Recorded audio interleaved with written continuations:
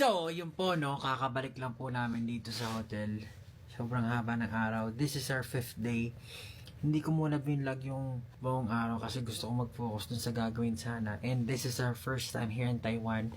So, gusto ko rin makita yung processes na ginagawa nila dito pagdating dun sa performance ng mga pop groups dito. Ang ganda, ang galing. Nakakatuwa lang kasi parang I don't know if it's the same practice sa Korea, pero ang ginagawa nila is parang meron pa silang one day for the rehearsals ng mga cameras. First thing namin, may mga name tags kami para, tapos itataas namin yung kamay namin para makita nila kung sino yung kakanta, para masundan nila ng camera.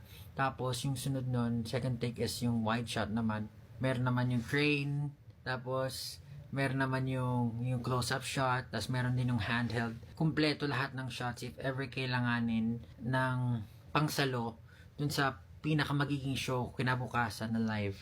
Ang babait din ng mga pop groups kasi parang meron din iba-iba. Meron galing from Korea, nakamit din kami ng galing from Japan. So, iba-iba rin sila pala ng ethnicity.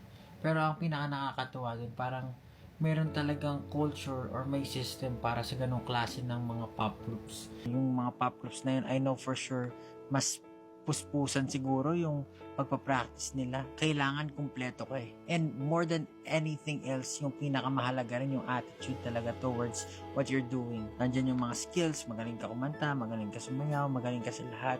Pero if you don't have the right mind and attitude towards the thing that you're doing, hindi ka magkakaroon ng longevity pagdating dun sa ginagawa mo. And for sure, if you really love what you're doing, syempre gusto mo, tumagal ka dun sa industry, tumagal ka dun sa ginagawa mo. Naaalala ko yung nagsisimula pa lang kami na parang very eager kami sa lahat ng ginagawa namin. Pagdating sa challenges, talagang pinag-iisipan namin yung mga gusto namin gawin para may pakita yung skills. Kailangan talaga masterin yung basics. Yung iba kasi parang dumidirekta na agad sa ganitong bagay.